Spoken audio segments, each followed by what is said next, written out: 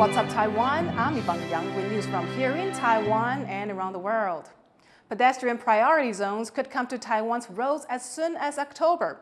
Drivers in those areas will have to slow down and follow other rules. As John Ventrius reports, it's a win for a growing pedestrian rights movement. Close calls between drivers and pedestrians are a part of life in Taiwan. 2 years ago, CNN coined the phrase pedestrian hell to sum up the situation. And despite nationwide protests organized by a burgeoning pedestrian rights movement, there's still room for improvement. In the first half of this year, high-tech monitoring equipment placed at select crosswalks caught 3,600 accidents involving drivers and people on foot. But there is something being done. As early as October, Taiwan will roll out pedestrian priority zones on certain stretches of road.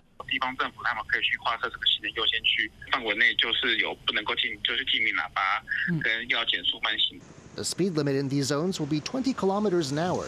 As with any new plan, public opinion is mixed. 对驾驶人是比较，他觉得会比较慢嘛，但是我觉得是 OK。要看路段吧，如果有的路段应该不太方便。如果这样的话，如果说又是那种上下班时间的话，应该会挺塞的吧。But officials are hopeful the zones will protect people on foot and remind drivers to pay attention. The new priority zones will come with teeth. Though a minor speeding infraction will only come with a $75 ticket, a major one could set drivers back $1,100, a serious chunk of the average monthly salary. The new system may not solve Taiwan's traffic woes, but it could serve as a wake-up call to drivers who don't yet take traffic laws seriously. Scott Huang and John Ventriest in Taipei for TaiwanPlus. Taiwan's aging society means it relies more and more on foreign labor. And as other countries like Japan and South Korea face manpower problems of their own, competition is becoming stiff in one particular labor market, Vietnam. Joyce Sun reports. Getting trained to work overseas, these students in Hanoi are studying for a shot at a better salary and better life outside of Vietnam. Since the late 1990s, when the Southeast Asian country began exporting its labor to East Asia, Taiwan was the top destination for Vietnamese workers. It's a strong relationship that makes Vietnam Taiwan's second largest source of migrant labor, behind Indonesia. But now another competitor is trying to attract Vietnamese workers. Trước đây thì số lượng thực tập sinh cũng như là kỹ sư và du học tại Việt Nam sang Nhật Bản thì chưa nhiều. Nhưng từ những năm 2016 trở lại đây thì số lượng thực tập sinh rồi du học và kỹ sư tại Việt Nam sang Nhật Bản rất nhiều. Like Taiwan, Japan also faces a rapidly aging population, and Japanese human resources firms have rolled out new incentives like this technical training program to attract prospective Vietnamese workers. South Korea, another country with an aging population, has also been tapping Vietnam's labor market, increasing visa quotas for migrant workers. But for those who want to find work abroad quickly, Taiwan is still a preferred option. 因为韩国1年他们才考试一次嘛，日本的话他们就会要训练比较久，6个月，4到6个月才能去。台湾的话就比较快，1到2个月就可以入境了。And Taiwan would like to keep migrant workers coming, particularly those from Vietnam, since they make up over 45% of the migrant manufacturing workforce and have the second largest share in the social welfare and caregiving sector. Last year, Taiwan launched its first one-stop service center for migrant workers, converting this 3-star hotel into a 500-bed training facility to help new arrivals settle in. The 3-day program only takes caregiving workers for now and teaches classes in multiple languages, including Vietnamese, on Taiwan's culture and legal system, with tips on what to do if they run into trouble. The center is also staffed with fellow workers from Vietnam who've already been living in Taiwan. 来这边可以有我们的同乡跟他们讲这个越南语，他们没有那么担心。 But Taiwan and Vietnam's partnership in labor hasn't always been smooth.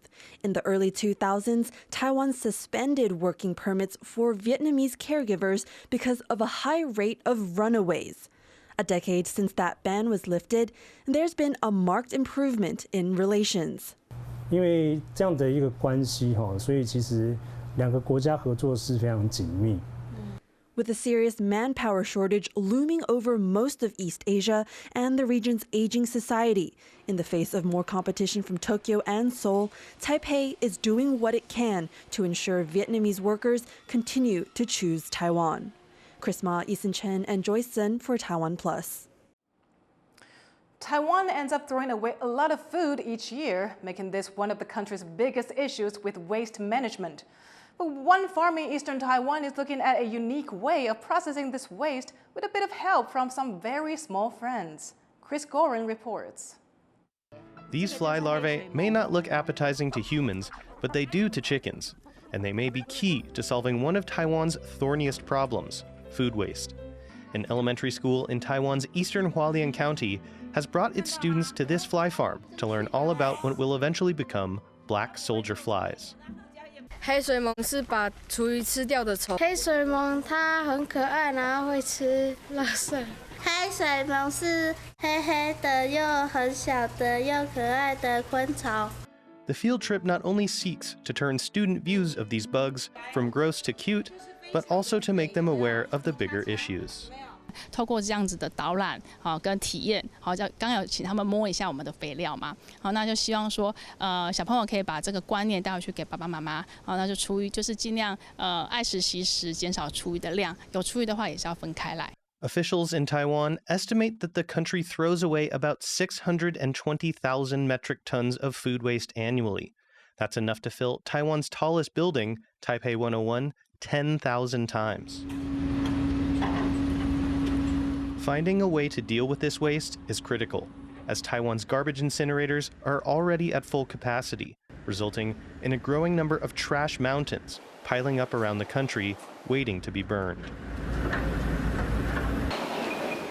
But food waste can also be turned into fertilizer, and in this case, animal feed.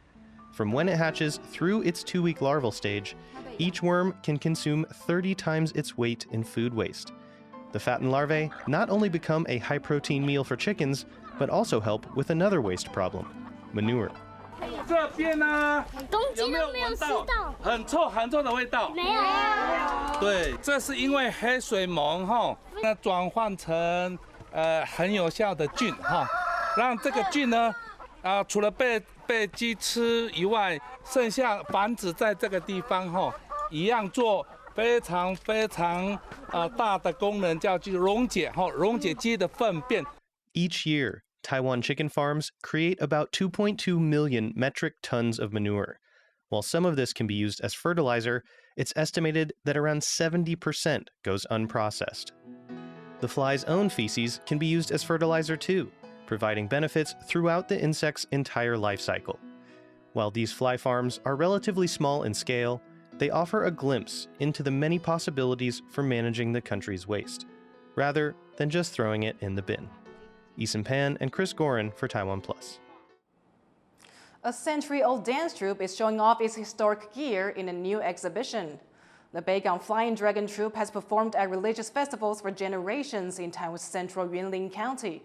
The exhibit at the local culture center features drums, gongs, embroidered dragon banners, and other objects, some of which the Culture Ministry has listed as significant antiquities.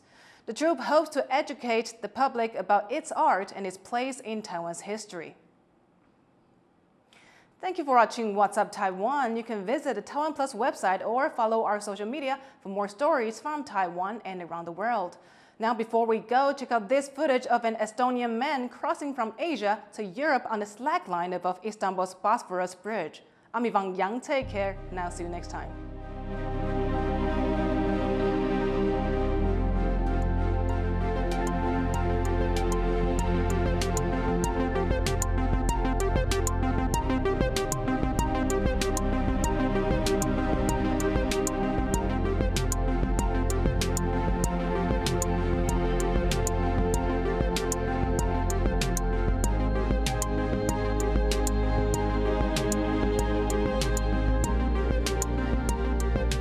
For more stories from Taiwan and around the world, download the TaiwanPlus app.